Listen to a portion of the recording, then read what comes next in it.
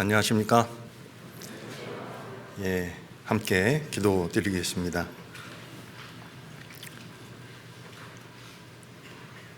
우리를 사랑하시는 거룩하시고 자비로우신 우리 아버지 하나님, 하나님을 멀리 떠나 죄악 가운데 살아가던 저희들을 불쌍히 여기시고 우리가 받아야 될 저주와 심판과 진노를 우리 주 예수님이 대신 담당해 주시고 주님이 흘리신 보혈로 우리 죄를 영원히 씻어주셔서 아무 공로 없이 구원해 주신 그 크신 은혜에 진심으로 감사를 드립니다. 또한 하나님의 자녀로 삼아주시고 영원한 하나님의 나라에 들어갈 수 있는 복스러운 소망을 주신 그 모든 은혜를 인하여 감사와 영광을 아버지 하나님께 돌립니다. 또한 저희를 주님의 몸된 교회 가운데 거하게 하시고 양육하여 주심을 믿고 감사드립니다. 지금 진행 중에 있는 학예 수양회에도 하나님이 원하시는 거룩한 역사가 이루어지고 많은 영혼이 구원받아 하나님께 큰 기쁨과 영광이 되기를 간절히 바라고 원합니다. 학예 수양회의 말씀을 증거하시는 분들에게 하나님의 능력을 더해 주시고 새로 말씀 듣는 모든 분들의 마음을 붙잡아 주셔서 영원히 구원함을 받을 수 있고 또 구원함을 받을 수 있도록 역사해 주시고 도와주시옵소서. 학예 수양회의 모든 일들을 주님이 다스려 주시고 또 친히 인도해 주시기를 간절히 기도드립니다. 또한 이 시간 주님의 보배로운 피로 구속함을 받은 저희들이 주님 앞에 함께 모여 주님의 그 크신 은혜와 사랑을 찬송하며 말씀을 배우며 주님 안에서 거룩한 교제에 참여케 해주신 것을 감사드립니다. 우리 형제 자매님들의 영육간에 더욱 강건함을 주시고 주님의 복음을 더욱 담대히 증거하여 이뤄진 많은 영혼들이 하나님 앞으로 인도되고 구원받는 하나님의 크신 역사를 능히 이루게 하여 주시옵소서. 말씀 앞에 모인 우리 각 사람들을 굽어 살펴주시고 자비로운 손길로 붙들어 주시고 각 사람에게 필요한 대로 합당한 은혜를 베풀어 주시옵소서. 우리 가운데 연약하고 병중에 계신 분들 또 어려운 일에 처해 있는 분들도 일일이 보살펴 주시고 더욱 크신 은혜를 베풀어 주셔서 강건함과 또 더욱 담대함을 주시고 하나님이 허락하신 남은 생에 하나님을 섬기고 복음을 전하고 하나님이 맡기신 일을 온전히 감당할 수 있는데 조금도 부족함이 없도록 도와주시옵소서. 이 시간에도 우리에게 나타내시고자 하는 하나님의 말씀, 주님의 거룩하신 뜻을 온전히 깨달아 알도록 인도해 주시고 배운 말씀이 우리의 마음판에 새겨지고 우리의 삶 속에 하나님의 영광과 능력으로 나타나게 도와주시길 간절히 기도드립니다. 우리 주 예수 그리스도 이름 받들어 감사하며 기도드렸습니다. 아멘.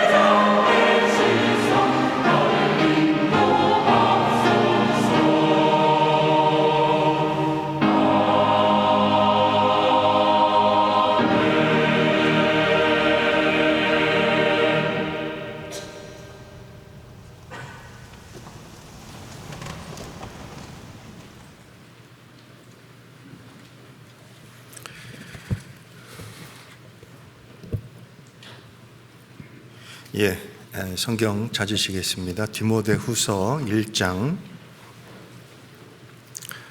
7절 8절 말씀입니다.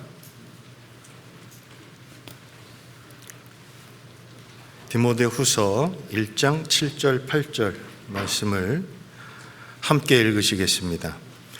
하나님이 우리에게 주신 것은 두려워하는 마음이 아니요 오직 능력과 사랑과 근신하는 마음이니, 그러므로 내가 우리 주의 증거와 또는 주를 위하여 갇힌 자 된 나를 부끄러워 말고 오직 하나님의 능력을 조차 복음과 함께 고난을 받으라.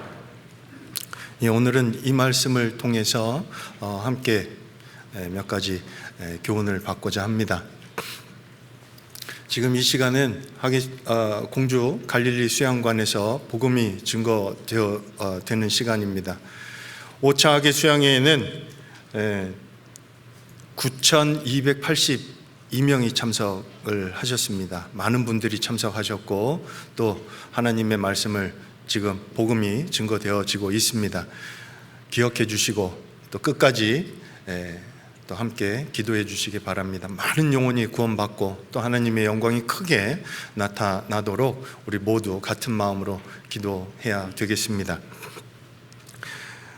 이 디모데후서는 사도 바울이 기록한 성경 중에 맨 마지막에 기록한 성경입니다. 말씀이죠. 디모데에게 로마의 옥중에 투옥되어 있을 때 죽음을 앞두고 바울 사도가 믿음의 아들인 디모데에게 편지한 그 편지입니다. 그런데 여기 보시면 이 디모데 후서를 기록할 때 이 디모데는 에베소 교회에 목회를 하고 있었습니다. 근데 이 당시의 상황은 외부적으로는 로마 네로 황제의 박해가 시작이 되었고, 그리고 그러므로 말미암아서 내부적으로는 이제 이탈자가 생기기 시작했습니다. 이런 상황에서 사도 바울은 비록 어려움이 있고 고난이 있지만 교회가 복음을 더욱 힘있게 전하고, 그리고 또 교회가 진리의 말씀 위에 굳게 세워지기를 간절히 바라는 마음으로 이 편지를 쓴 겁니다. 그래서 그 당시에 에베소 교회의 목회자로 있었던 디모데를 격려해서 바깥으로는 그 핍박에 굴하지 않고 복음을 더욱 힘있게 전하고, 그리고 내부적으로는 복음과 진리를 지킴으로 교회를 지키고 또 형제 자매들을 또 격려하고 할 수 있도록 이 편지를 기록을 한 겁니다. 근데 이 말씀은 당시 로마의 박해가 있고 그리고 많은 어려움이 있는 에베소 교회에 있는 디모데에게만 해당되어지는 내용이 아니라 마지막 시대를 살고 있는 우리에게도 해당되어지는 말씀이기도 한 겁니다. 그리고 특히 저 좀 보시죠. 우리가 이 땅에 사는 이유가 뭔데요? 예? 왜 우리가 이 땅에 왜 살아요? 감사합니다. 예, 아마 똑같은 마음으로 대답하셨을 거예요. 속으로. 예, 복음 전하기 위해서. 예, 한 영혼이라도 더 구원받게 전도하려고. 예, 어려움이 있지만, 고난이 있지만 복음을 전하고 또 한 영혼이라도 더 건지려고 정말 매일매일 기도와 수고 가운데 살아갑니다. 맞죠? 예. 그런데 한번 생각해 보죠. 참 어려워요. 전도하기 참 어려워. 시간이 가면 갈수록 점점 더 어려워져요. 왜 이렇게 어려워질까? 예? 우리 스스로 그런 생각을 해요. 세상이 점점 악해져서 하나님을 점점 싫어하고 하나님 찾기를 점점 싫어하고, 예, 그런 원인도 있지요. 그런데 오늘 우리 형제 자매님들과 함께 교제하고 나누고 싶은 것은 이겁니다. 복음을 전하는 자들, 복음을 위해서 수고하고 복음을 전하는 사람들에게 하나님은 특별히 세 가지의 것을 더해 주셨다고 말씀하셔요. 바울 사도가 디모데에게 그것을 설명했습니다. 7절을 보시죠.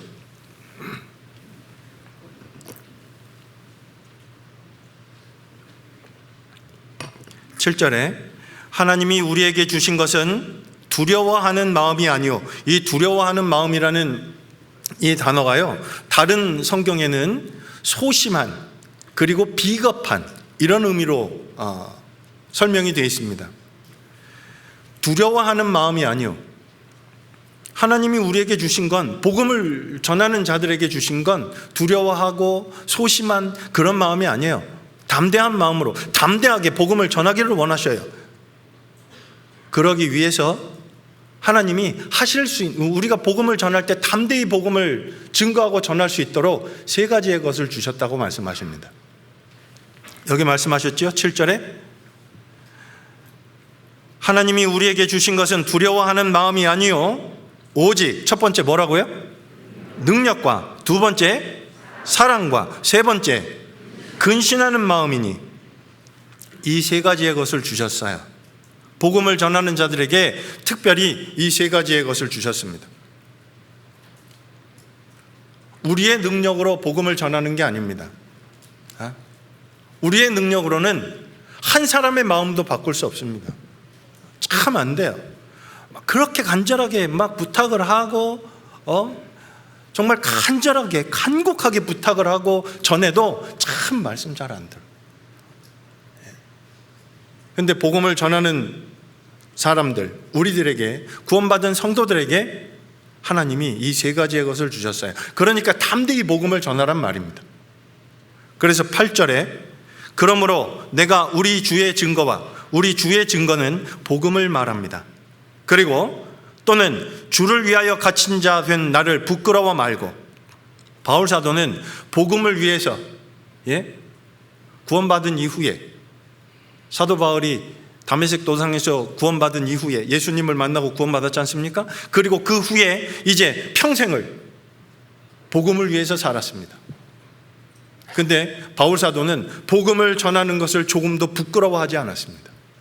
그 밑에 12절 한번 보시죠. 11절, 디모데후서 1장 11절 제가 읽겠습니다. 내가 이 복음을 위하여 반포자와 사도와 교사로 세우심을 입었노라. 12절은 같이 읽어보실까요? 이를 인하여 내가 또 이 고난을 받되 부끄러워하지 아니함은 나의 의뢰한 자를 내가 알고 또한 나의 의탁한 것을 그날까지 저가 능히 지키실 줄을 확신함이라. 사도 바울은 이 확신을 가지고 살았어요. 부끄러워하지 않았습니다. 복음을 부끄러워하지 않았습니다.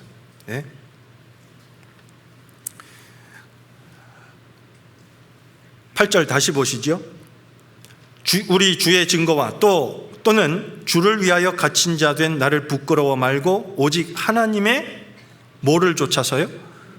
능력을 좇아 복음과 함께 고난을 받으라. 복음을 전하는데 고난이 있어요.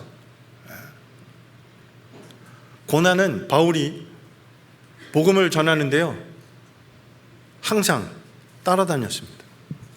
그걸 우리에게 본을 보였습니다. 내가 그리스도를 본받은 것 같이 너희는 나를 본받으라. 고난의 길을 스스로 복음을 위해서 그것을 부끄러워하지 아니하고 그것을 참고 견뎠습니다. 이 디모데후서는요, 순교당하기 얼마 전에 기록하신 말씀이지 않습니까? 그 인생의 마지막까지 복음을 부끄러워하지 않았다고, 그리고 확신을 가지고 살았어요. 전도하는데 세 가지의 것을 하나님이 주신 걸 확실히 알고 있었거든요. 오늘 이 복음을 전하는 자들에게 주신 이 세 가지의 것을 하나씩 살펴보겠습니다. 디모데후서 6장에 보면 이렇게 말씀하셨어요. 찾으시네요. 찾아보시죠. 12절인데요 11절, 원래 안 찾으려고 그랬는데 디모데전서 6장 11절에 이렇게 말씀하셨죠. 오직 너 하나님의 사람아, 이것들을 피하고 의와 경건과 믿음과 사랑과 인내와 온유를 좇으며 믿음에 뭐를 하라고요? 선한 싸움을 싸우라. 영생을 취하라. 이를 위하여 내가 부르심을 입었고 많은 증인 앞에서 선한 증거를 증거하였도다. 믿음의 선한 싸움을 싸우라 하셨습니다. 전도는 믿음의 선한 싸움을 싸우는 거예요. 예? 근데 가끔 가다가 오해하시는 분들이 있어요. 예? 이거 오해하시면 안 돼요. 전도는요, 전도 대상자하고 싸우는 거 아닙니다. 마귀와 싸우는 거예요. 믿음의 선한 싸움을 싸우는 겁니다. 그런데 그냥 싸우라고 하신 게 아니라 세 가지의 것을 주셨다고 말씀하셨어요. 그걸 가지고 싸우라는 말이에요.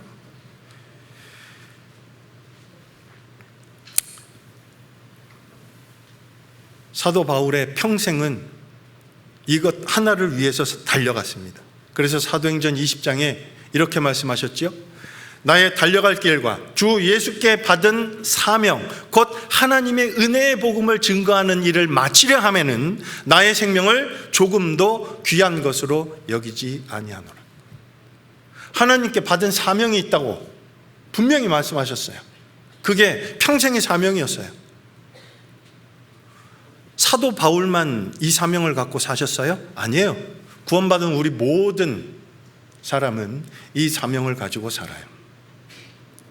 주 예수께 받은 사명, 곧 하나님의 은혜의 복음을 증거하는 것. 그게 우리의 삶의 목표 아닙니까? 그렇죠? 그런데 하나님이 이 일을 감당하게 하기 위해서 우리에게 첫 번째, 디모데후서 1장 7절입니다. 하나님이 우리에게 주신 것은 두려워하는 마음이 아니요, 첫 번째 뭐를 주셨다고요? 오직 능력을 주셨어요. 하나님이 우리를 구원하셔서 하나님의 자녀가 되게 하셨습니다. 아들로 삼아 주셨습니다. 그리고 구원받은 사람들을 통해서 또 복음이 증거되고 전해지도록 그것을 원하시기 때문에 하나님은 구원받은 사람들에게 하나님의 능력을 주십니다. 전도는 우리 개인의 능력으로 되는 게 아니에요. 하나님의 지혜에 있어서는 이 세상이 자기 지혜로 하나님을 알지 못하는 거로 전도에 미련한 것으로 사람을 구원하시기를 기뻐하셨다고 하나님 말씀하셔요. 먼저 구원받은 사람을 통해서 하나님이 또 다른 사람이, 또 다른 영혼이 구원받는 것, 이거 하나님이 사람을 구원하시는 방법이에요. 우리가 이 땅에 있는 이유는 아직 우리 주위에 구원받을 사람이 남아 있다는 얘기입니다. 근데 전도하다 보면 참 어떤 때는 상처도 받아요. 괴로운 일도 당하고 고난도 당하고 그러면서 낙심도 되고 좌절도 되고, 그렇죠? 그때 기억해야 될 게 있어요. 하나님이 우리에게 주신 게 있어요. 복음을 전하는데 꼭 필요한 하나님의 능력을 우리에게 주셨습니다. 그렇죠? 시편 29편에 여호와께서 자기 백성에게 힘을 주신다고 말씀하셨습니다. 또 시편 68편에 이건 찾아보실까요? 시편 68편에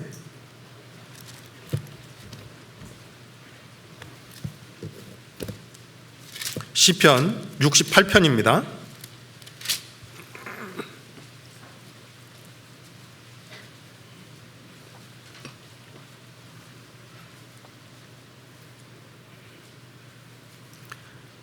시편 68편 35절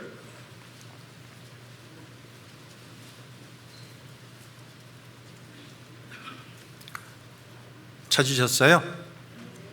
네, 대답하셔도 되는데 35절 제가 먼저 읽겠습니다. 하나님이여 위엄을 성소에서 나타내시나이다. 나머지 말씀 같이 읽겠습니다. 이스라엘의 하나님은 그 백성에게 힘과 능을 주시나니 하나님을 찬송할지어다. 하나님은 자기 백성에게 힘을 주시는 분이에요. 자기 백성에게 힘을 주셔요. 능력을 주셔요.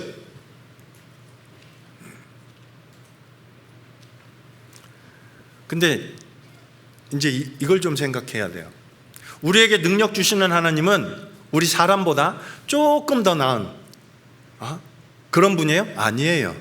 우리에게 능력을 주시는 분이 어떤 분인지를 분명히 알 때 하나님이 우리에게 주시는 이 능력이 얼마나 큰지, 얼마나 감사한 것인지를 더욱더 알 수 있습니다. 한번 생각해 보죠. 하나님은 어떤 분이신데요? 천지와 우주 만물을 창조하신 창조주 하나님이세요.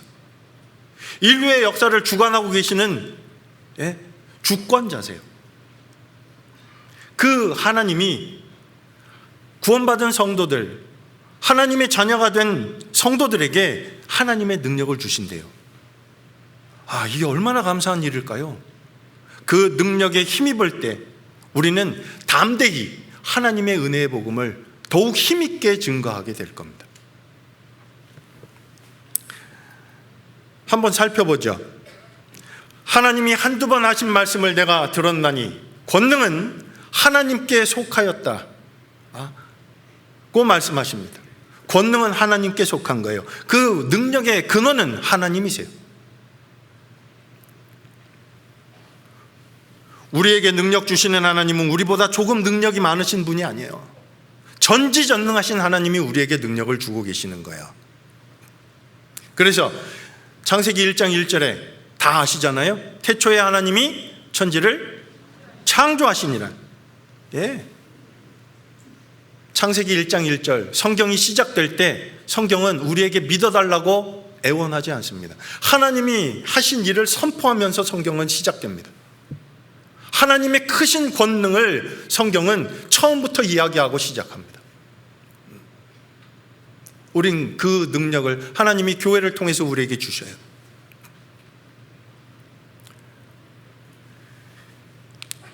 그리고 예레미야 33장에 보면 하늘의 만상은 셀 수 없다고 말씀하셨어요. 바다의 모래는 또 셀 수 없다고 말씀하셨거든요. 근데 시편 147편에 보면 찾아보실까요? 시편 찾고 계시니까 시편 147편에 보면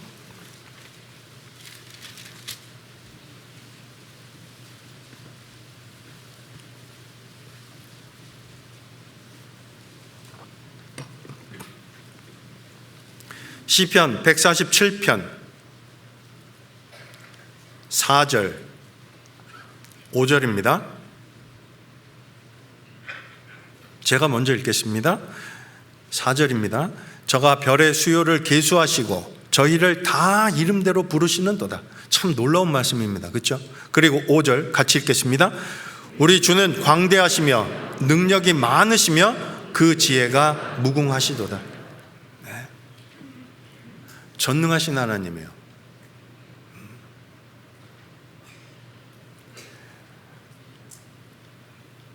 그리고 인류의 역사 가운데도 하나님은 이스라엘을 통해서 하나님의 그 크신 능력을 모든 사람이 보게끔 능력을 베푸십니다.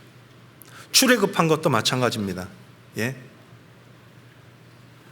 어떤 신이 와서 시험과 이적과 기사와 전쟁과 강한 손과 편팔과 크게 두려운 일로 한 민족을 다른 민족에게서 이끌어낸 일이 있느냐? 이런 일이 있었습니까? 유일하게 이스라엘, 하나님의 백성 이스라엘에게 베푸신 하나님의 능력이었습니다.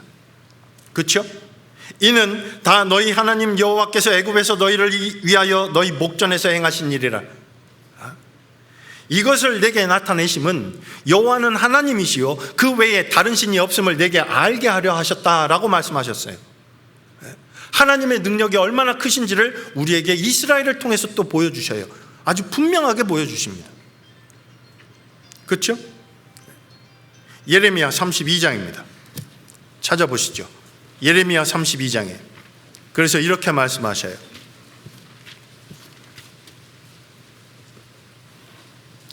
예레미야 32장. 이 예레미야 32장은요 믿음에 대해서 설명하는 장이에요.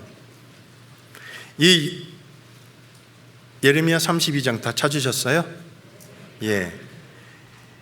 이 믿음에 대해서 아주 잘 설명하고 계시는데, 그런데 여기 예레미야가 2절에 보면 때에 바벨론 군대는 예루살렘을 에워싸고 선지자 예레미야는 유다 왕의 궁중에 있는 시위대들에 갇혔으니, 이제 바벨론 군대가 예루살렘을 에워싸고 지금 침략하려고 하고 있어요. 그런데 이때 예레미야는 어디 있어요? 시위대들에 갇혀 있어요. 그런데 이때 사촌이 와서요, 땅을 사래요. 감옥에 갇혀 있는 사람한테. 이거 사야 돼요, 말아야 돼요? 지금 상황은 바벨론 군대가 와가지고 예루살렘을 에워싸고 금방이라도 침략하려고 막 위기 상황입니다. 근데 감옥에 갇혀 있는 사람한테 와가지고 땅을 사랍니다. 이거 사야 돼요, 말아야 돼요? 여러분 같으면 어떻게 하실래요? 대답을 안 하시네. 여기 보면 8절 보죠. 여호와의 말씀같이 나의 숙부의 아들 하나멜이 시위대 뜰 안 내게로 와서 이르되 청하노니 너는 베냐민 땅 아나돗에 있는 나의 밭을 사라. 기업의 상속권이 내게 있고 물을 권리가 내게 있으니 너는 너를 위하여 사라 하는지라. 나머지 말씀 같이 읽죠. 내가 이것이 여호와의 말씀인 줄 알았으므로 내 숙부의 아들 하나멜의 아나돗에 있는 밭을 사는데 은 17세겔을 달아주되. 자, 이걸 샀어요. 감옥에 있는 사람한테 와가지고 이걸 사라고. 그걸 또 예레미야는 사요. 잠깐 있으면 망할 것 같은데 이게 하나님 말씀이라고. 하나님 말씀이에요. 그러니까 예레미야는 상황을 보지 않고 하나님의 말씀을 의지해서 이걸 산 거예요. 그렇죠? 여기 15절 보시죠.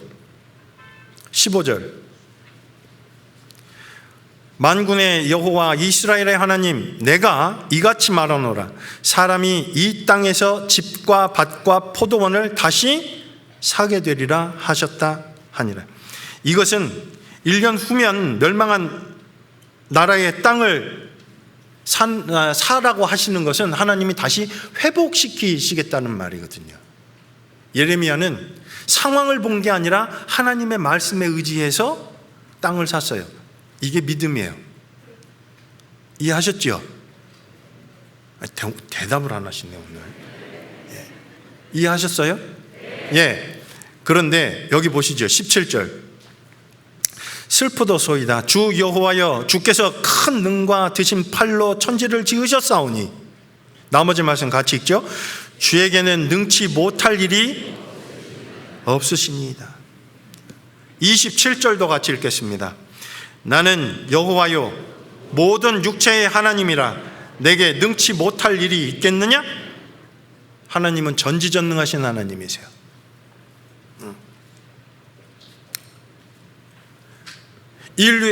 천지를 창조하시고 인류의 역사를 주관하고 계시고, 우리에게 하나님이 크신 능력을 보여주시는 거예요. 근데 이거보다 더 크신 능력을 베푸신 것이 영원히 지옥에 갈 죄인을 구원해 주신 그 능력이에요. 우리는 원래 하나님의 원수였고 진노의 자녀였습니다. 하나님과 상관없었고, 그리고 영원히 멸망받을 수밖에 없는 운명에 처해 있었던 사람들입니다. 그런데 하나님이 예수 그리스도를 통해서 우리의 모든 죄를 단번에 영원히 용서해 주셨어요. 예수 그리스도의 보혈로.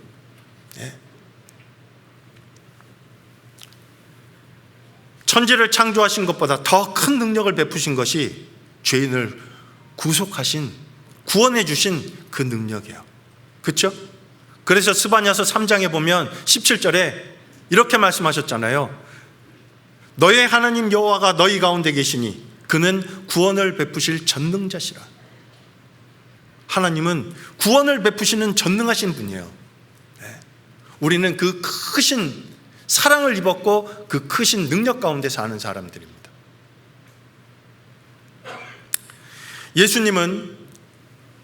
예수님이 이 땅에 오셨습니다. 하나님이 사람의 몸을 입고 이 땅에 오신 분이 바로 예수님이시잖아요. 그리고 예수님이 이 땅에 오셔서 공생의 기간에 하셨던 일은 고치시는 일을 하셨어요.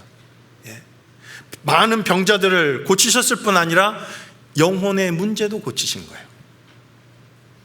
그래서 예수님의 공생애의 특징을 한마디로 이야기하자면 고치시더랍니다. 병자를 고치셨고 죄인의 영혼의 문제를 고치셨어요. 누가 이런 일을 하실 수 있겠어요? 하나님이 하실 수 있는 거예요.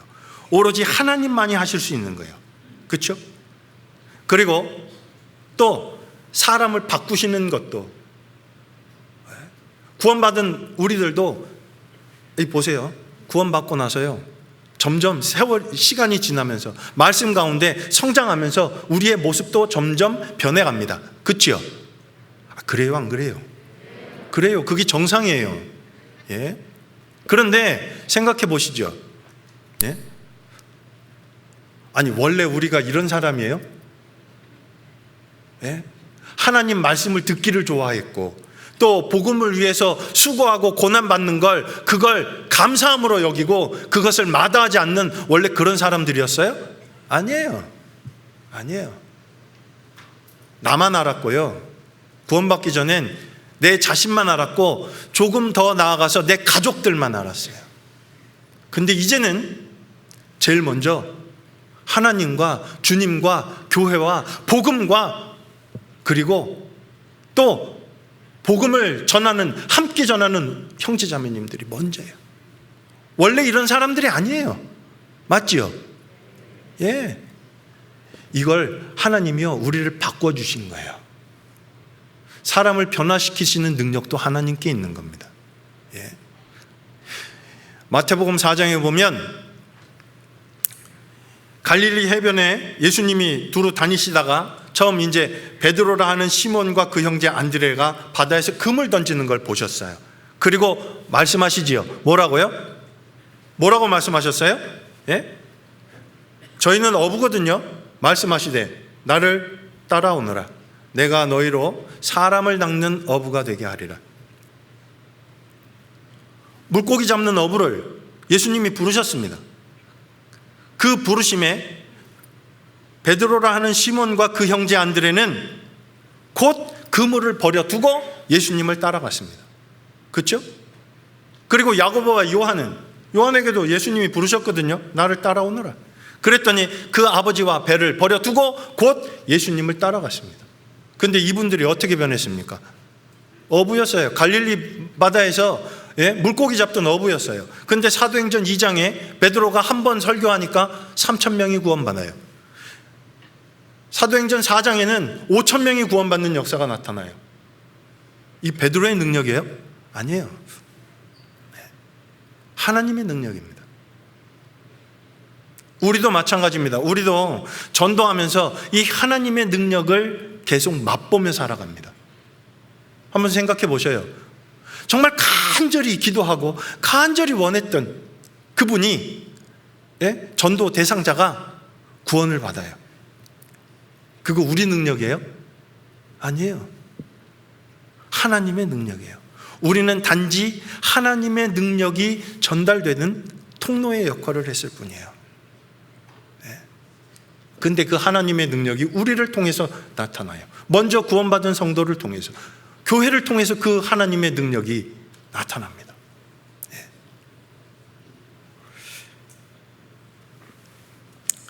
하나님이 우리에게 주신 능력이 무엇일까요? 성경 찾겠습니다. 로마서 1장입니다.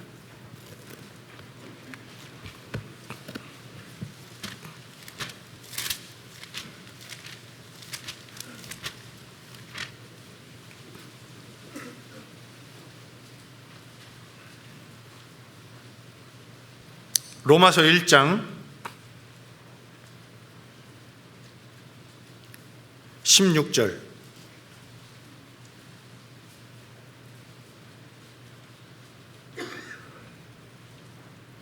로마서 1장 16절입니다. 찾으셨습니까? 같이 읽으시겠습니다. 내가 복음을 부끄러워하지 아니하노니 이 복음은 모든 믿는 자에게 구원을 주시는 하나님의 능력이 됨이라. 첫째는 유대인에게요 또한 헬라인에게로다. 뭐가 하나님의 능력이에요? 복음이요. 복음이 하나님의 능력이에요. 우리에게 맡겨주셨어요. 예?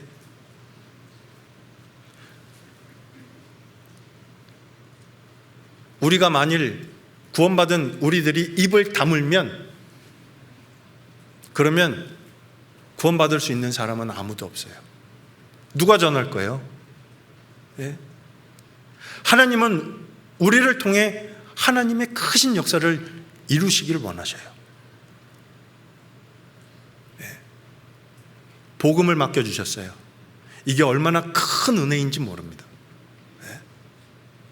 그래서 고린도후서 5장에는 그리스도를 대신하여 사신이 되었다고, 예? 엠베서더예요. 예? 대사예요. 대사가 돼서 그 역할을 하는 거예요. 예. 복음을 하나님이 우리에게 맡겨주셨어요.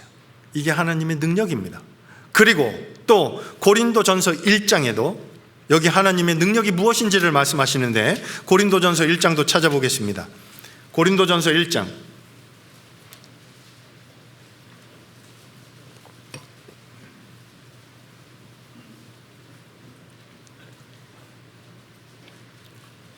18절.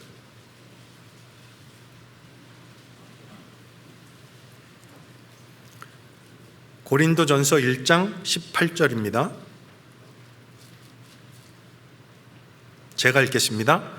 십자가의 도가 멸망하는 자들에게는 미련한 것이요 구원을 얻는 우리에게는 하나님의 능력이라. 십자가의 도가. 예. 거기 뒤에 24절.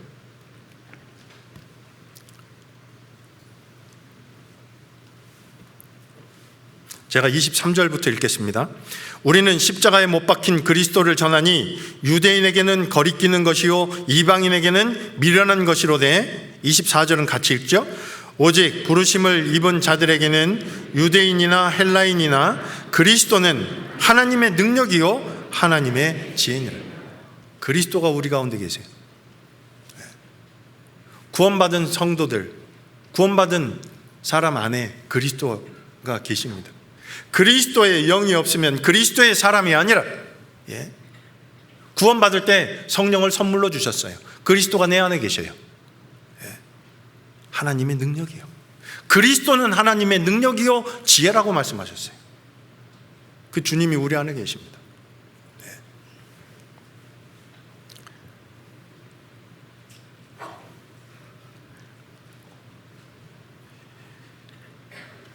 주님이 우리 안에 계시고, 그리고 하나님이 원하시는 일, 하나님의 크신 역사, 그것을 이루기를 원하시고 우리 가운데 행하세요.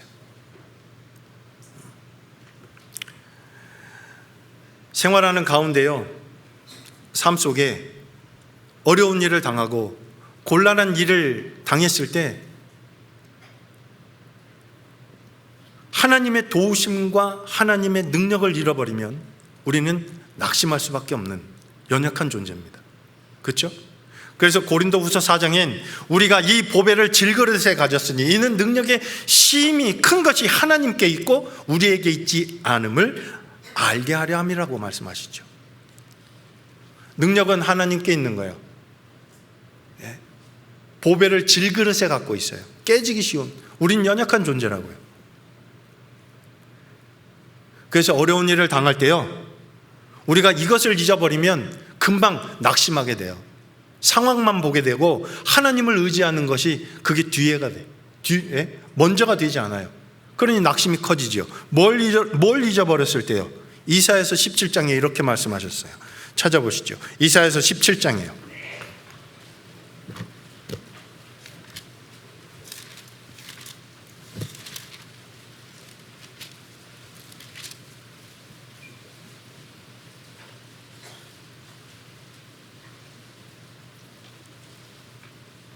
어려운 일을 당하고 또 곤란한 지경에 처해 있을 때 실망하는 이유는 바로 이것 때문입니다.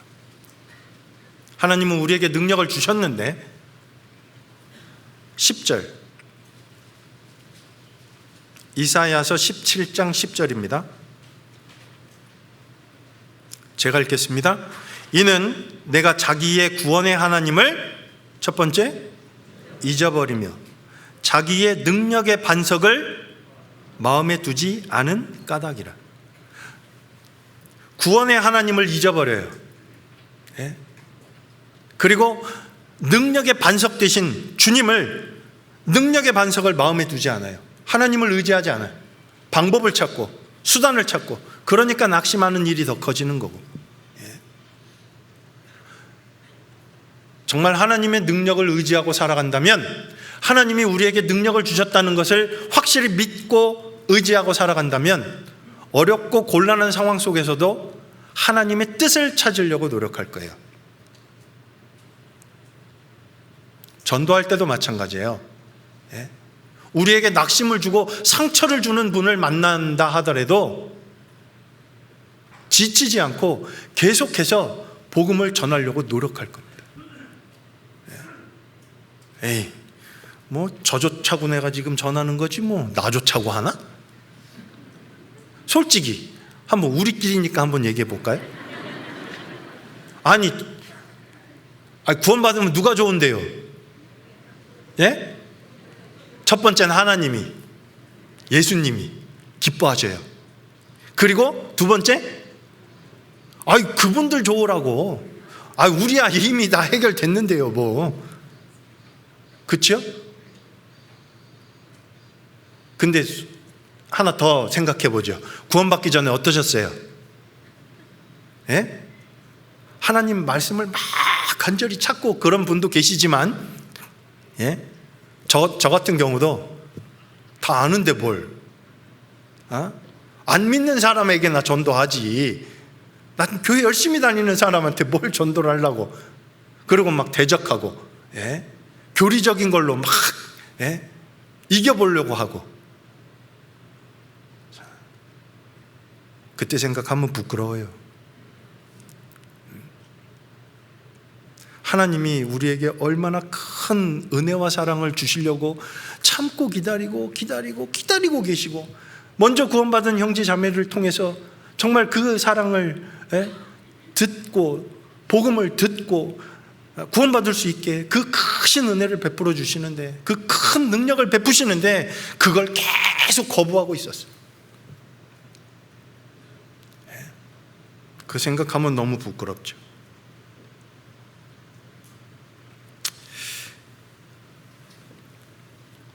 하나님의 능력을 구원받은 우리 그리스도인에게 주셨습니다. 교회에 두신 거예요. 전도는요, 혼자 하는 게 아니에요. 전도는 교회가 하는 거예요. 예? 교회를 통해서 하나님의 역사가 나타나는 겁니다. 그래서 주님의 몸된 교회 안에 주님의 능력이 머물러 있다는 것을 알고 이뤄진 영혼들을 데리고 말씀 앞으로 인도하고, 그리고 그 하나님의 은혜의 복음을 들을 수 있는 기회를 계속 제공하고, 그것이 우리가 해야 할 일인 겁니다. 우리는 다른 영혼을 구원할 수 있는 능력은 없습니다.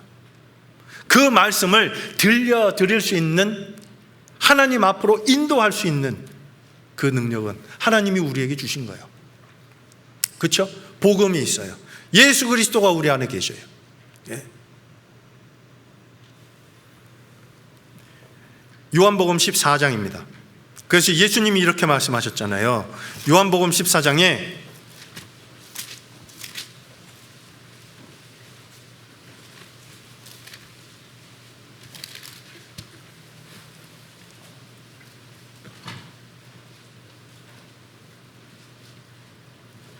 요한복음 14장 12절, 이 말씀도 같이 읽겠습니다.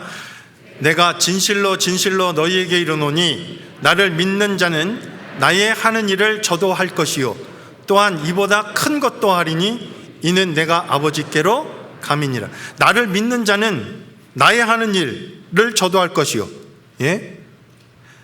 이보다 더 큰 일, 이보다 더 큰 일이 뭔데요? 영혼이 구원받게 하는 일. 예? 이 교회 안에 두신 능력이에요. 교회는 주님이 하신 일을 할 수 있습니다. 그리고 그보다 더 큰 일, 죄와 허물로 죽은 영혼을 하나님의 은혜의 복음으로, 은혜의 복음을 전하고, 그리고 그 말씀으로 구원받게 하는 능력이 있습니다. 교회를 통해 하나님이 역사하십니다. 교회를 통해서 이 일을 하십니다. 그렇죠? 우리는 주님의 몸된 교회의 지체로 살아가는 거예요. 우리 모두를 통해서 하나님은 이 거룩한 역사를 이루어 가시기를 원해요. 그래서 교회 안에서 한 마음으로 협력하면서 또 복음을 전할 때 복음이 힘있게 전해지는 겁니다. 근데 복음을 전할 때요, 먼저 생각해야 될 건 하나님이 우리에게 능력을 주셨어요. 복음을 맡겨주셨고 예수 그리스도 성령을 우리에게 주셨습니다. 그리스도가 우리 안에 계셔요. 우리는 하나님의 일을 하는 사람들이에요. 이걸 생각할 때 더욱 담대히 복음을 전할 수 있다고 생각합니다. 우리가 전하는 복음은요, 교리가 아니에요. 영원한 운명을 가르는 하나님의 은혜의 복음을 전하는 거예요. 영원한 지옥에 갈 것이냐 아니면 영원한 천국에 갈 것이냐, 그 영원한 운명이 결정되어지는 아주 중요한 하나님의 말씀을 전하는 사람들입니다. 근데 이 막중한 일을 하나님이 우리에게 맡기시면서 또 하나님의 능력도 주신 거예요. 그래서 역대상 16장에 보면 여호와와 그 능력을 구할지어다, 그 얼굴을 항상 구할지어다 라고 말씀하셨어요. 그 능력을 구해야 돼요. 하나님 우리에게 주셨지만 그 능력을 계속 간절히 하나님께 더 달라고, 능력을 하나님 더욱 부어주시라고 구해야 합니다. 하나님의 일을 맡은 사람들이 해야 할 일인 겁니다. 그리고 역대하 16장은 찾아볼게요. 역대하 16장에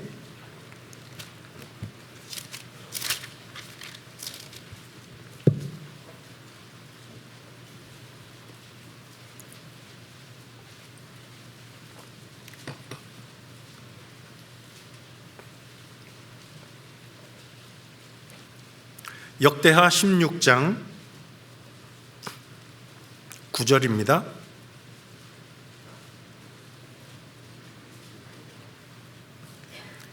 역대하 16장 9절 찾으셨죠? 제가 읽어드릴게요. 여호와의 눈은 온 땅을 두루 감찰하사 전심으로 자기에게 향하는 자를 위하여 능력을 베푸시나니. 하나님 앞에 능력을 구할 때 전심으로 하나님 앞에 능력을 구하는 것이 필요해요. 우리에게 맡겨주신 사명이 얼마나 막중한지 그걸 깨닫게 되어지면, 그걸 알면 알수록 하나님의 능력이 더욱 필요하다는 것을 더욱더 알 수 있어요. 하나님 앞에 간절히 구하는 것, 이거 정말 필요해요. 근데 어떤 때는 이렇게 생각되시잖아요. 아니 목사님, 저는요 하나님이 능력을 조금밖에 안 주신 것 같아요. 걱정하지 마세요. 능력이 적은 게, 그게 능력이 많고 적고 그게 중요한 게 아니에요. 하나님이 우리를 통해 역사하시느냐, 하나님이 쓰시느냐, 그게 중요한 거예요.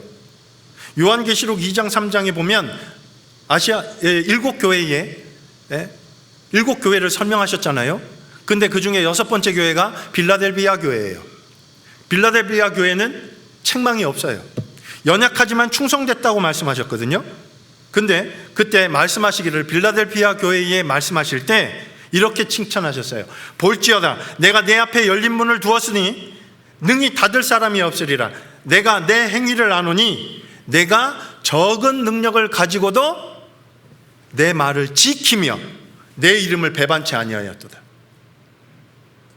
적은 능력을 가졌지만, 하지만 하나님의 말씀을 지켰다고, 순종했다고, 그걸 칭찬하셨어요. 능력이 많고 적은 것을, 그걸 탓할 게 아니라, 너 왜 나한테 능력을 조금만 주셔요? 그게 아니라요, 주신 만큼 주신 것을 가지고 얼만큼 순종하고 사느냐로 하나님의 능력이 우리의 삶 속에 나타나게 될 거예요. 한번 생각해 보세요. 이스라엘 백성들이 출애굽했을 때 그들은요, 하나님을 찬양했어요. 홍해바다 건너고 하나님을 찬양했잖아요. 찬송했어요. 근데 불과 며칠 후에 그 입으로 하나님을 원망하기 시작합니다. 그리고 가나안 땅에 들어갔을 때는 어떻게 됐는데요? 가나안 땅 들어가 가지고요, 첫 번째 가나안 땅에 들어가서 전쟁했던 게 여리고성을 정복할 때잖아요. 여리고성을 정복할 때 어떤 일이 벌어졌습니까? 그냥 하루에 한 바퀴씩 돌았어요. 6일 동안. 이스라엘 백성들이. 그리고 7일째 되는 날 7바퀴를 돕니다. 근데 거기에 이렇게 말씀하셨죠. 들레지 말고 또 말하지 말라고. 맨날 뭐 없고 뭐 또 우리한테 없고 맨날 불평하던 그 사람들이요, 입을 닫고 이게 얼마나 힘들었을까 이게. 근데 광야에서 40년 동안 하나님이 훈련시키신 거예요. 군사로 훈련시키신 거예요. 그렇죠? 이거 안 찾아보려고 그랬는데 찾아봐야 되겠습니다. 사사기서, 여호수아입니다.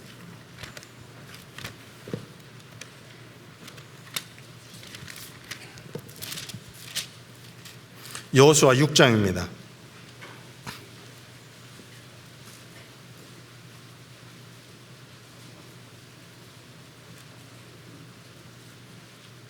여리고성을 정복할 때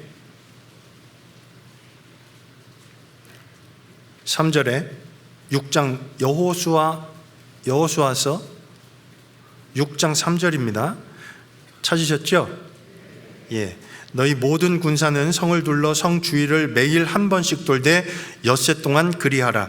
제사장 7은 7 양각 나팔을 잡고 언약궤 앞에서 행할 것이요, 제7일에는 성을 7번 돌며 제사장들은 나팔을 불 것이며, 제사장들이 양각 나팔을 길게 울려 불어서 그 나팔 소리가 너희에게 들릴 때에는, 나머지 말씀 같이 읽죠.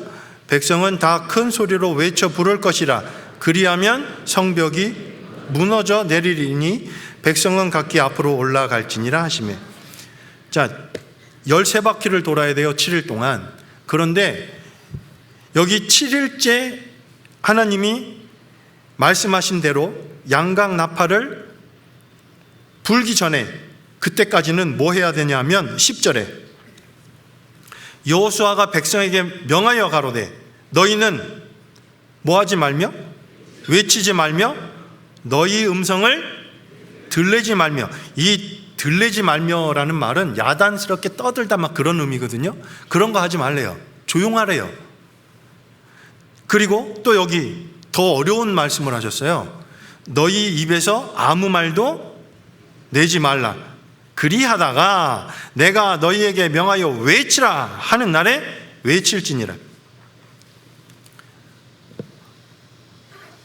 뭔 상황만 있으면 투덜거리던 사람들한테 이거 하지 말래요. 말하지 말래요. 이거 얼마나 힘들었을까요? 근데 이스라엘이 어떻게 했어요? 순종했어요. 거기 뒤에 15절, 제7일 새벽에 그들이 일찍이 일어나서 여전한 방식으로 성을 7번 도니 성을 7번 돌기는 그날뿐이었더라. 여전한 방식으로 돌았대요. 이게요, 보세요. 6일째까지 하루에 한 바퀴씩 돌았거든요. 근데 아무 변화가 없어요. 변화가 없는 상태에서, 잘 들으셔야 돼요. 변화가 없는 상태, 6일 동안 계속 하나님 말씀을 따라서 돌았지만 아무 변화가 없었어요. 얼마나 그 말씀을, 변화가 없는 상태에서 하나님의 말씀만 의지하고 그것을 여전히 또 7일째 반복해서 말씀대로 7바퀴를 돌아.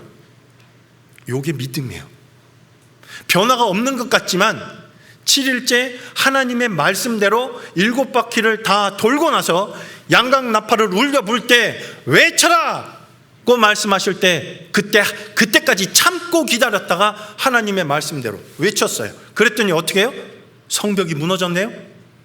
이스라엘 백성들이 어떻게 생각했을까요? 무슨 생각을 했을까요? 그 모습을 보면 와, 우리 좀 센 듯, 와, 우리가 좀 능력이 있는 것 같아, 막 이렇게 생각했을까요? 아니에요. 하나님을 찬양했어요. 순종할 때 하나님의 크신 능력이 베풀어지는 걸 볼 수 있는 거예요. 우리의 삶도 마찬가지예요. 매일매일 변화 없는 것 같지만 하나님의 말씀에 의지하고 하나님의 말씀을 하루하루 순종하고 살아갈 때 하나님이 우리 가운데 베푸시는 크신 능력을 경험하게 되는 겁니다. 예?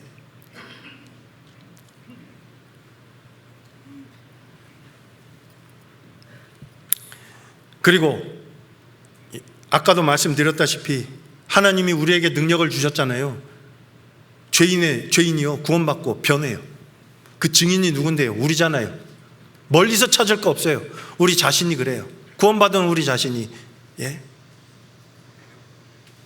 예수 그리스도의 보혈로 내 죄를 영원히 사해 주신 그걸 믿고 그 뒤에 점점 변해가죠. 하나님 말씀을 따라 성장합니다. 좌절을 경험할 때도 있고 근심을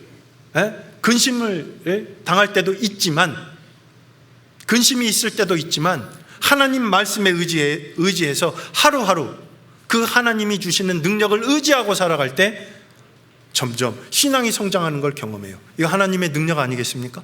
우리에게 주신 겁니다.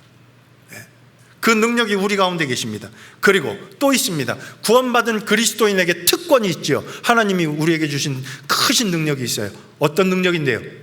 기도예요. 기도의 능력이 우리 가운데 있어요. 우리가 한 마음으로 합심 기도하고 또 하나님 앞에 하나님의 뜻이 간절히 이루어지기를 구할 때 하나님은 그 일이 이루어지는 걸 우리 목전에 펼쳐주셔요. 그걸 보게 만드셔요. 우리는 하나님의 능력이 우리의 삶 속에 펼쳐질 수 있도록, 능력을 베푸실 수 있도록 그 하나님의 능력을 이끌어오는 능력이 있어요. 그게 뭐라고요? 기도예요. 그리스도인에게 주신 특권입니다. 그렇죠? 이걸 갖고 있는 사람들입니다. 이 얼마나 큰 은혜인지 모릅니다. 자, 이제 다시 돌아가 보죠. 시간이 벌써 많이 지나가 버렸네요. 디모데후서 1장 다시 보시죠.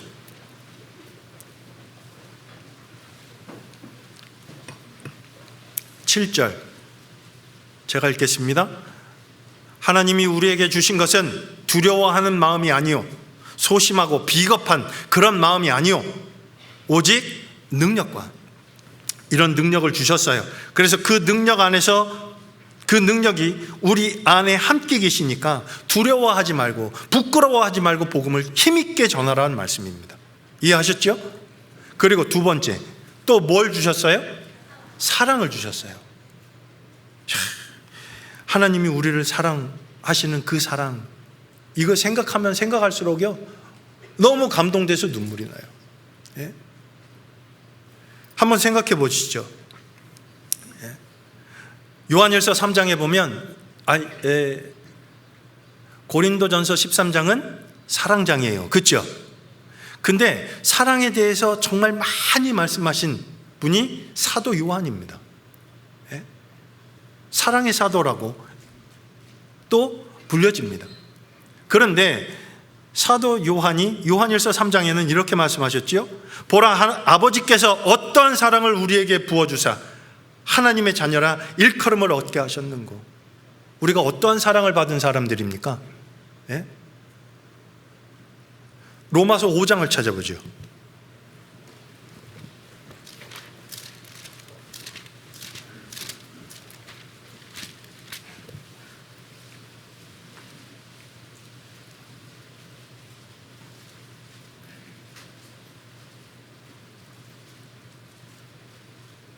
로마서 5장 5절.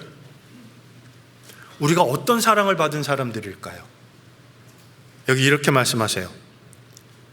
소망이 부끄럽게 아니함은 우리에게 주신 성령으로 말미암아 하나님의 사랑이 우리 마음에 부은 바 됨이니. 하나님의 사랑이 우리 마음에 부어졌어요. 구원받은 사람에게 하나님이 주신 거예요. 근데 어떤 사랑을 입은 사람들이에요? 영원한 사랑을 입었어요. 하나님이 우리의 죄를 영원히 용서해 주셨어요. 이 영원한 속죄는 영원한 사랑이에요. 맞죠? 완전한 사랑이에요. 예? 조건 없는 사랑이에요. 그 사랑을 입었어요.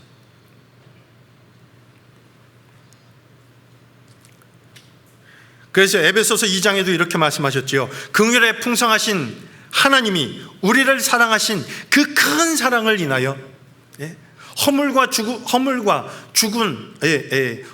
죽은 우리를 그리스도와 함께 살리셨고, 그러므로 너희가 구원을 얻은 것이라. 긍휼에 풍성하신 하나님이 우리를 사랑하신 그 큰 사랑을 입은 사람들입니다. 얼마나 큰 사랑을 입은 사람들인데요.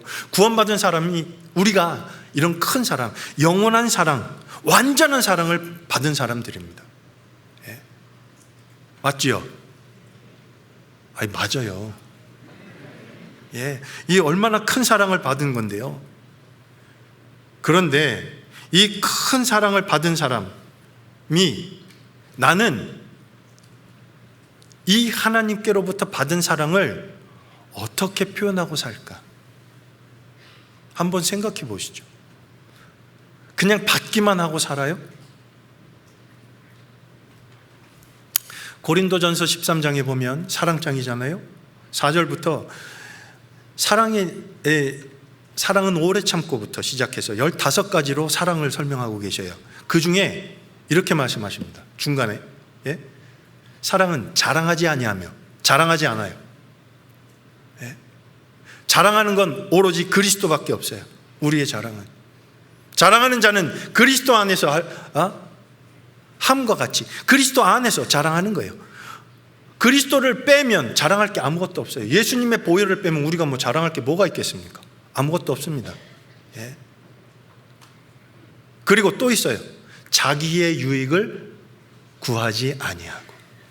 구원받기 전에 우리의 사랑은 자기중심적인 사랑이었습니다. 그런데 구원받고 난 이후에, 하나님의 사랑을 깨닫고 난 이후에 우리의 사랑은, 하나님이 우리에게 주신 사랑은 자기중심적인, 나 중심적인 사랑이 아니에요. 하나님 중심적인 사랑이에요. 예수님 중심적인 사랑이에요. 그렇죠? 그래서 하나님의 이 크신 사랑, 이 영원하신 사랑, 완전한 사랑을 받은 사람은 하나님을 사랑합니다. 예수님을 사랑합니다. 한번 여쭤볼게요. 하나님을 사랑하세요? 어째 이런 일이? 아니, 대답하시라고 여쭤본 거예요. 다시 여쭤볼게요. 저 시간 없거든요. 하나님을 사랑하십니까? 네. 정말요? 네. 예수님을 사랑하십니까? 네. 성경에 우리에게 분명히 말씀하셨어요. 우리가 예수님을 보지 못했어요. 하지만 믿고 말할 수 없는 즐거움으로 기뻐하니 영혼의 구원을 받음이니라. 하나님을 사랑합니다. 영혼의 구원을 받은 사람, 하나님을 사랑하고 예수님을 사랑합니다. 그리고 하나님을 사랑하는 사람, 예수님을 사랑하는 사람, 첫 번째, 하나님의 말씀을 사랑합니다. 말씀을 사랑해요. 그래서 시편 119편 97절에 보면, 제가 그냥 암송할 수도 있는데요, 찾아보시죠. 여기 좀 생각해 볼 말씀이 있어요. 시편 119편에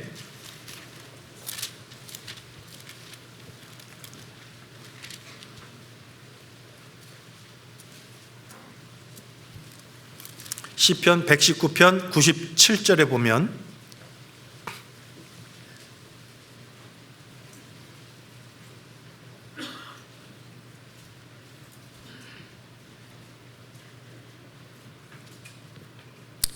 같이 읽겠습니다. 내가 주의 법을 어찌 그리 사랑하는지요, 내가 그것을 종일 묵상하나이다. 저 좀 보시죠. 이 기자는 하나님의 말씀을 얼마나 사랑하는지, 내가 주의 법을 어찌 그리 사랑하는지요.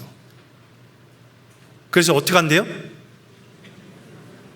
내가 그것을, 말씀을 종일 묵상한대요. 자, 한번 생각해 볼게요.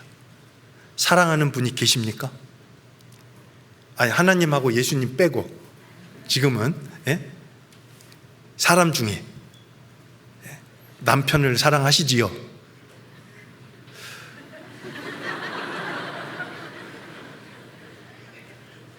죄송합니다.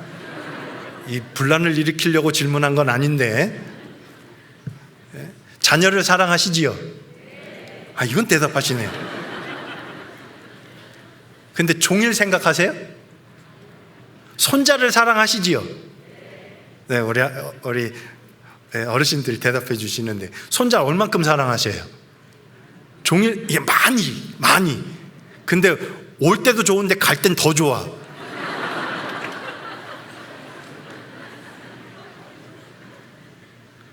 사랑해서 종일 생각하세요? 종일?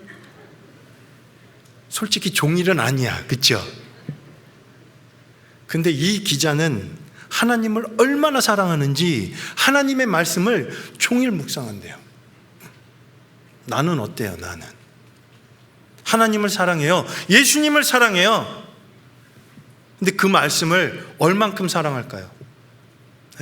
얼만큼 가까이 하고 살아요? 그리고 하나님의 말씀을 사랑하는 사람은 삶의 증거가 있어요. 하나님을 사랑하는, 말씀을 사랑하는 사람은 삶에 무슨 증거를 갖고 있어요? 순종이라는 증거를 갖고 있어요. 요한복음 14장에 3번이나 반복해서 예수님이 말씀하세요. 너희가 나를 사랑하면 나의 계명을 지키리라. 이 말씀을 3번이나 반복하십니다. 나를 사랑하면 내 계명을 지키리라. 나를 사랑하는 자는 내 말을 지킨다고 3번이나 반복해서 말씀하시거든요. 하나님을 사랑하는 사람, 하나님의 말씀을 사랑하는 사람은 그 삶에 순종이라는 증거를 갖고 있습니다. 말씀에 대한 순종이 하나님을 사랑하는 모습인 거예요. 그렇죠? 근데요, 순종하는 게 순종, 말은 쉬워. 근데 참 어렵지요. 어떤 때는 정말 어려워. 그리고 아이고, 하나님은 우리를 말씀으로 막 올가매가지고 하나님 말씀대로 살게 하려고. 아니에요. 순종을 하라고 하시는 원인은 이유가 있어요. 순종을 우리에게 요구하시는 이유가 있거든요. 그건 우리 개인은 순종하는 그 사람을 위해서라고 말씀하셔요. 이건 찾아볼게요. 신명기 10장이에요.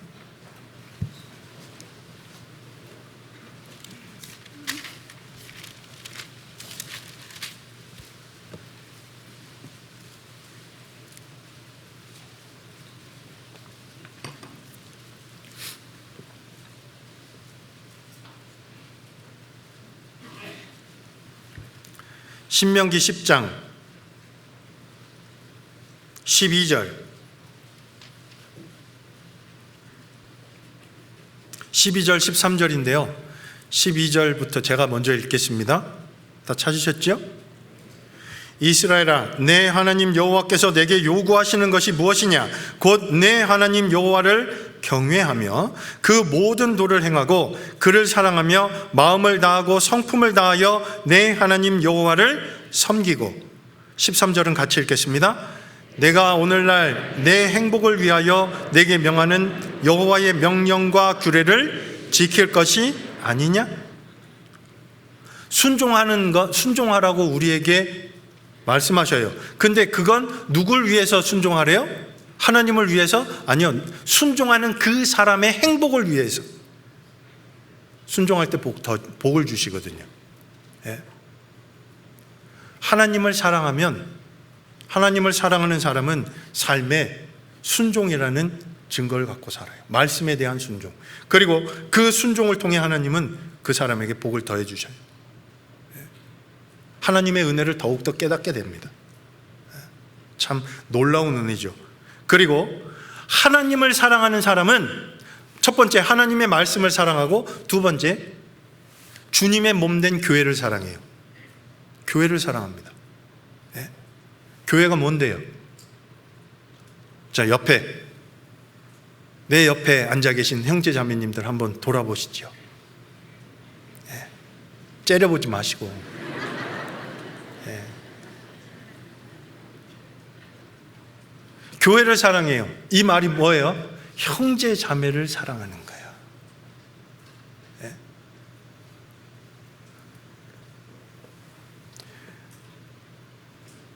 하나님을 사랑하는 사람은 교회를 사랑합니다. 형제 자매를 사랑합니다. 하나님의 사랑을 똑같이 받은 내 구원이 중요하잖아요. 그러면 내 옆에 계신 형제 자매님들 구원받은 거, 그거 중요해요, 안 중요해요? 중요해요. 예. 근데 나랑 조금 다르다고, 예? 나랑 좀 다르고 말하는 게 조금 내 마음에 안 든다고, 그분 속에 주님이 계세요. 아까도 사랑에 대해서 말씀드렸잖아요. 자기의 유익을 구치 아니하고. 예? 나의 유익을 구하면 안 보면 돼. 협력하지 않아도 되고, 같이 협력해서 일을 하고 막 이럴 때 보면 어떨 땐 보면 좀 문제가 생기기도 하고 어려운 일이 있을 수도 있고, 형제 자매님들 안에 있을 수 있어요. 왜요? 예? 구원은 받았지만 예수님의 보혈로 내 죄가 영원히 사해지고 용서해 주신 거, 그건 믿었지만 아직 변화되지 않은 옛 성품이, 내 속에 거하는 그 옛 성품이 형제 자매를 용납지 못하고 받아주지 못하고 마음을 넓히지 못하고 그런 모습으로 나타날 수도 있어요. 근데 생각해 보죠. 하나님은 복음을 전하는 사람들에게 이 사랑을 주셨어요. 예수께서 그리스도이심을 믿는 자마다 하나님께로 난 자니 또한 내 신이를 사랑하는 자마다 그에게서 난 자를 사랑하느니라. 요한일서 5장이에요.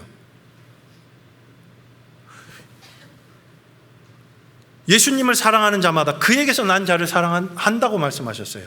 형제 자매를 사랑하는 거예요. 예. 형제 자매를 사랑하는 게 뭘까요? 안아주고 토닥거려주고 좋은 말 해주고.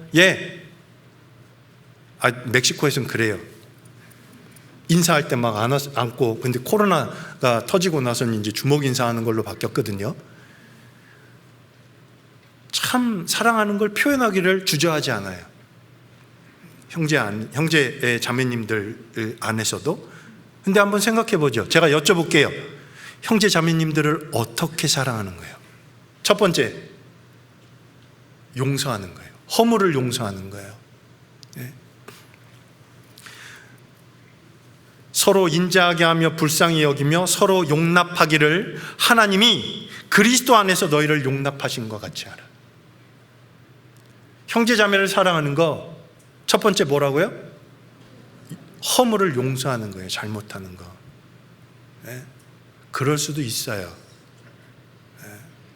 기다려주세요. 고린도전서 13장에 15가지 사랑에 대해서 말씀하시면서 오래 참는 거, 사랑은 오래 참고 견디고, 이걸 3번이나 반복해서 말씀하시잖아요. 견디는 거예요. 참아주는 거예요. 그리고 첫 번째 용서하는 거고요. 그리고 섬김으로 나타나는 거예요. 형제 자매를 사랑하는 거, 그 형제 자매님들을 섬기는 거예요. 그 형제 자매님들의 반응과 태도에 따라서 나의 섬김이 달라진다면 그건 온전한 섬김이 아니에요. 그 형제 자매님들의 반응과 태도와 상관없이 내가 받은 하나님께로 받은 은혜와 사랑을 생각할 때 형제 자매를 더욱 섬길 수 있게 됩니다. 한번 생각해 보시죠. 제가 한번 여쭤볼게요. 나보다 나이가 어린 형제님들, 자매님들을 이렇게 부르면 어떻게 생각하세요? 형제야. 나이가 어리니까 형제야, 자매야 이렇게 부르면 될까요? 어떻게 생각하세요? 이거 사랑이라고 얘기할 수 있을까요? 섬김은 형제님, 자매님, 존중하는 것으로부터 나타나지 않겠습니까? 우리 말부터? 예? 우리 마음에 나이 어린 형제님을 어리다고 무시하거나 또 업신여기거나 그런 마음이 있으면 이건 교만일 거예요. 그 안에 예수님이 계세요. 한 피바다 한 몸을 이룬 형제고 자매예요. 존중히 여겨야죠. 그게 섬김으로 나타날 겁니다. 그리고 형제 자매님들의 허물과 또 불편한 것이 있다면 아까도 말씀드렸죠? 기도하는 모습으로 나타날 거예요. 그게 사랑이에요. 그리고 하나님을 사랑하죠. 하나님의 말씀을 사랑합니다. 그리고 교회 안에, 주님의 몸된 교회 안에선 형제 자매님들을 사랑합니다. 비록 나와 다르지만 형제 자매를 더욱 사랑하려고 노력합니다. 그리고 그 사랑을 구합니다. 그리고 이것을 바탕으로 해서 세상에 대해서 하나님의 사랑을 전하는 거예요. 이뤄져 있는 영혼들을 더욱더 사랑하는 마음도 하나님이 우리에게 주셨어요. 우리에게 주신 거예요. 그래서 전도할 수 있어요. 그 영혼을 볼 때, 그 이뤄진 영혼을 볼 때 불쌍한 마음이 안 드세요? 그러면 첫 번째, 전도할 때 하나님, 이 영혼이 불쌍히 이 영혼이 지금 죽으면 지옥 갈 수밖에 없는 이 영혼이 불쌍하게, 더욱더 이 불쌍한 마음을 내게 달라고 기도해야 되지 않겠습니까? 그게 사랑을 구하는 마음이라고 생각합니다.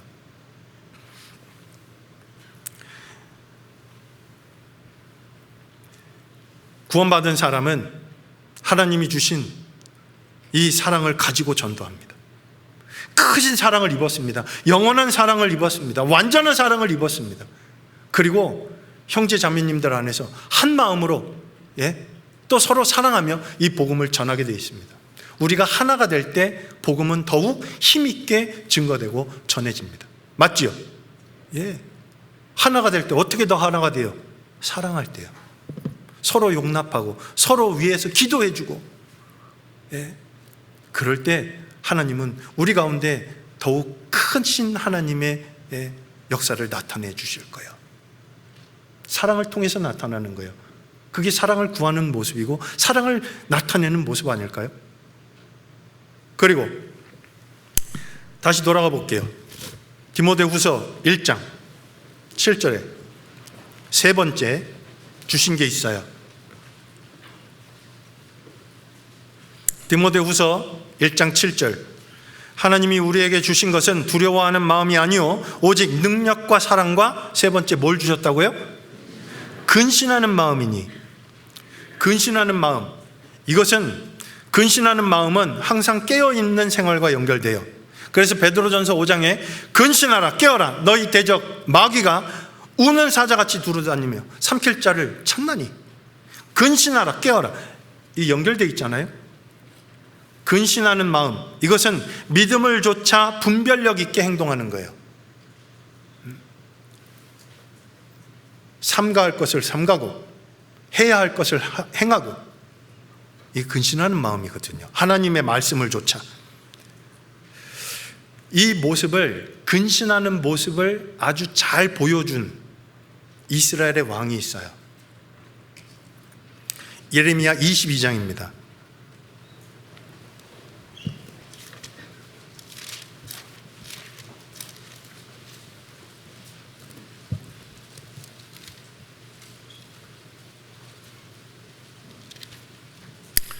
예레미야 22장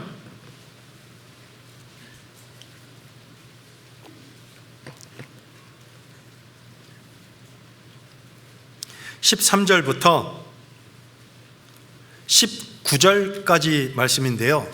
여기는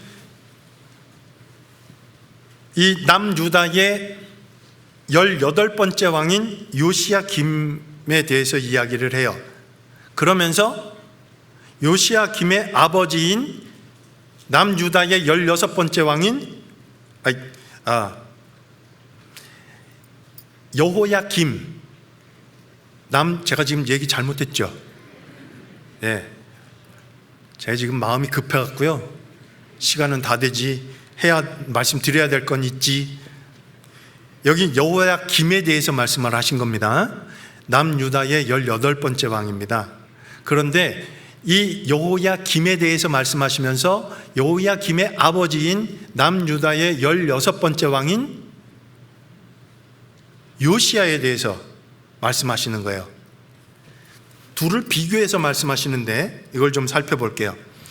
제가 읽겠습니다. 13절에 불의로 그 집을 세우며 불공평으로 그 다락방을 지으며 그 이웃을 고용하고 그 고가를 주지 아니하는 자에게 화 있을진저 그가 이르기를 내가 나를 위하여 광대한 집과 광활한 다락방을 지으리라 하고 자기를 위하여 창을 만들고 그것에 백향목을 입히고 붉은 빛으로 칠하도다.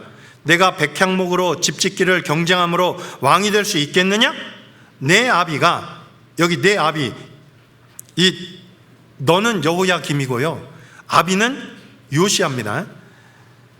내 아비가 먹으며 마시지 아니하였으며 공평과 의리를 행치 아니하였느냐? 그때에 그가 형통하였었느니라. 그는 가난한 자와 궁핍한 자를 신원하고 형통하였나니 이것이 나를 알미 아니냐? 여호와의 말이니라. 그러나 내 눈과 마음은 탐남과 무죄한 피를 흘림과 압박과 강포를 행하려 할 뿐이니라.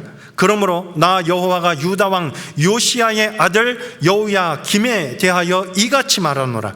무리가 그를 위하여 슬프다 내 형제여, 슬프다 내 자매여 하며 통곡하지 아니할 것이며, 그를 위하여 슬프다 주여 슬프다 그 영광이여 하며 통곡하지도 아니할 것이라.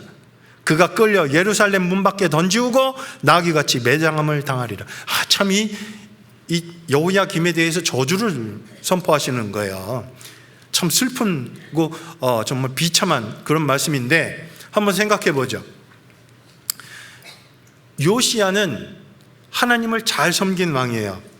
그래서 열왕기하 22장에 보면 시간 없어서 안 찾습니다.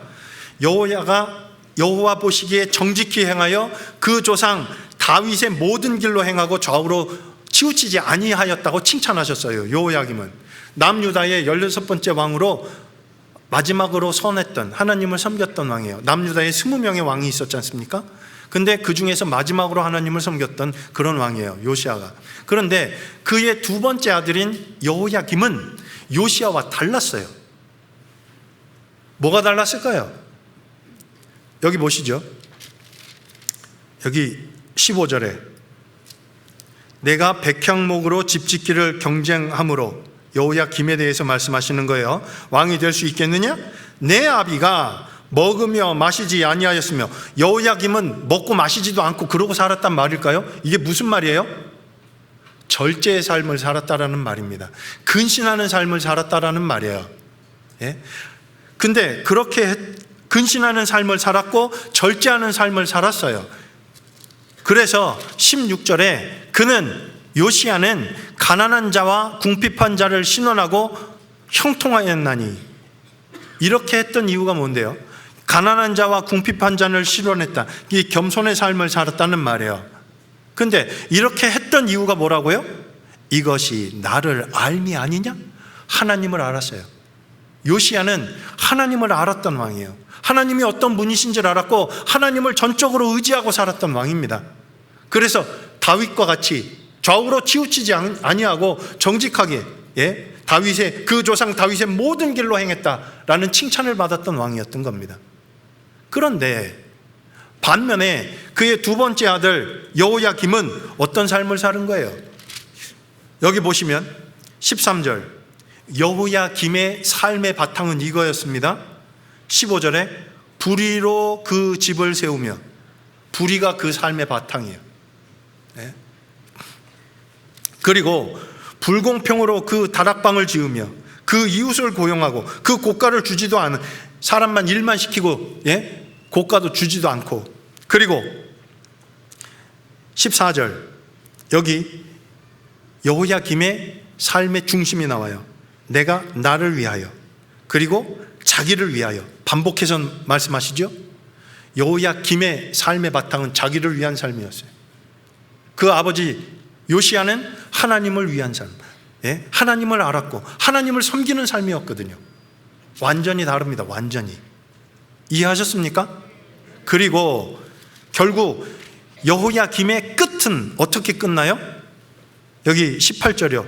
아주 비참한 최후를 맞게 될 것을 말씀하셔요.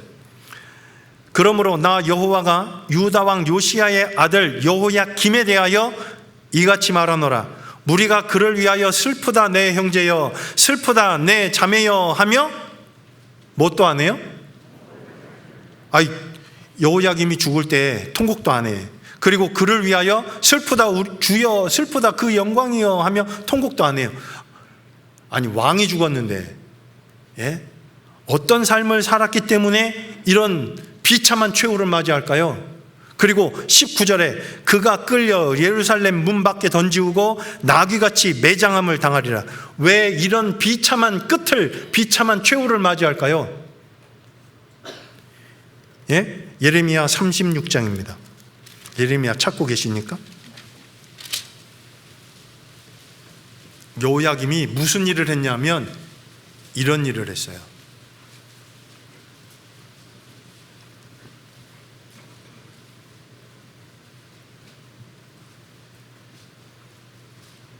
(23절) 22절부터 제가 읽을게요. 때는 9월이라 왕이 겨울 궁전에 앉았고 그 앞에는 불 피운 화로가 있더라. 여호디가 3편 4편을 낭독하면 이 왕이 여호야김입니다. 소도로 그것을 연하여 베어 화로불에 던져 온 두루마리를 태웠더라. 여호야김이 뭐를 했어요? 하나님의 말씀을 무시하고 하나님의 말씀을 태워버렸어요. 근데 그 뒤에 보면 하나님이 이 여호야김이 태운 거, 예? 다 하나님이 다시 기록되게 하나님이 하셨거든요. 하나님이 보존하십니다. 하나님의 말씀을 없애려고, 이거요, 엄청난 큰 죄예요. 하나님을 무시했어요. 저 좀 보세요. 여호야김은 하나님의 말씀을 무시하고 자기를 위해서 자기 중심적인 삶을 살았던 사람이에요. 예? 그러니까 그 끝은 비참한 최후를 맞게 됐습니다. 그런데 반면에 그 아버지, 예? 요시야는 어떤 삶을 살았어요? 절제의 삶을 살았어요. 예? 근신하는 삶을 살았어요. 그 차이가 뭐라고요? 여호와를 알미 아니더냐? 예? 하나님을 아는, 하나님을 알고 하나님을 의지하고 하나님의 말씀을 의지하고 사는 삶, 그것이 근신하는 삶을 살게 만드는 거예요. 하나님의 말씀을 의지하고 분별력 있게 행동하게 하는 삶을 살게 만드는 겁니다. 참으로 하나님을 아는 자와 그렇지 못한 자의 차이를 요시야와 여호야김을 통해서 우리에게 교훈하시는 거예요. 하나님을 알 때 근신하는 삶을 살 수 있어요. 깨어있는 삶을 살 수 있게 되는 거예요. 자, 이제 정리할게요. 다시 돌아가 보시죠. 디모데후서 1장.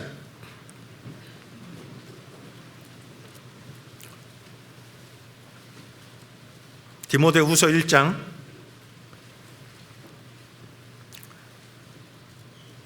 8절에 다 돌아오셨죠? 네. 그러므로 내가 우리 주의 증거와 또는 주를 위하여 갇힌 자 된 나를 뭐 하지 말고? 부끄러워하지 말고. 복음을 부끄러워하면 복음을 부끄러워하고, 예? 복음을 전하는 걸 부끄러워하고, 또 소심하게, 하나님 그걸 원하시지 않아요. 담대히 하나님의 말씀을, 하나님의 이 은혜의 복음을 증거하길 원하셔요. 그렇죠? 그래서 여기 우리 주의 증거와 또는 주를 위하여 갇힌 자 된 나를 부끄러워 말고 오직 하나님의 뭐를 조차? 능력을 조차 복음과 함께 고난을 받으라. 복음이 전해지는 데는 복음과요, 이 고난은 같은 세계예요. 고난을 통해서, 희생을 통해서 복음은 증거되고 전해집니다. 그렇죠? 계속 배워왔던 말씀입니다. 예. 그런데 하나님의 은혜의 복음을 증거할 때 부끄러워하지 말고 또 소심하게, 두려워하는 마음을 갖고 전하는 게 아니라 담대하게 하나님의 은혜의 복음을 증거하게끔 하셨어요. 그리고 복음을 전하는 자들에게 특별히 3가지의 것을 주셨습니다. 뭘 주셨다고요? 하나님의 능력을 주셨어요. 교회 안에 그 능력이 있어요. 전도는 혼자 하는 게 아니에요. 교회가 하는 거예요. 하나님의 능력을 주셨고, 그리고 사랑을 주셨어요. 그 놀라운 사랑을 입은 사람으로 그 사랑을 먼저 하나님을 사랑하고, 주님을 사랑하고, 하나님의 말씀을 사랑하고, 교회를 사랑하고, 형제자매를 사랑하는 그 가운데 우리가 바깥으로 이뤄져 있는 영혼을 사랑하는 마음으로 그들에게 힘있게 복음을 전할 수 있게 될 겁니다. 그리고 하나님을 알면 알수록 우리의 삶이 근신하는 마음, 하나님의 말씀을 따라, 믿음을 따라 분별력 있게 행동하는 그런 마음도 주셨어요. 하나님의 복음을 증거하고 전하는 사람에게 능력과 사랑과 근신하는 마음을 주셨습니다. 이걸 가지고, 이걸 주셨으니까 또 힘있게 담대하게 복음을 증거하라고 하신 겁니다. 이해하셨어요? 네, 감사합니다. 오늘 그래서 주님 오실 날 머지 않았습니다. 주님은 우리에게 능력과 사랑과 근신하는 마음을 주셨고, 그 주신 것으로 두려워하거나 부끄러워하지 말고 주님의 복음을 힘있게 증거하고 전하는 삶을 살기를 원하십니다. 함께 기도하시겠습니다. 자비로우신 우리 아버지 하나님, 저희를 주님의 보배로운 피로 구원해 주신 것을 너무도 감사드립니다. 이 마지막 때에 영원한 천국과 영원한 소망을 주시는 복음을 전하는데 부끄러워하지 않고 게으르지 않고 담대히 복음을 증거하고 전하는 저희들이 될 수 있도록 도와주시옵소서. 계속되는 학예 수양에 주님께서 함께 해주시고 인도해 주셔서 많은 영혼이 구원함을 받고 하나님의 영광이 나타나는 수양회가 될 수 있도록 인도해 주시고 도와주시기를 간절히 기도합니다. 이 일을 위해 우리 모두를 하나님의 뜻에 따라 더욱 귀하게 사용해 주시옵소서. 우리 주 예수 그리스도의 이름으로 감사하며 기도드렸습니다. 아멘. 찬송하시겠습니다.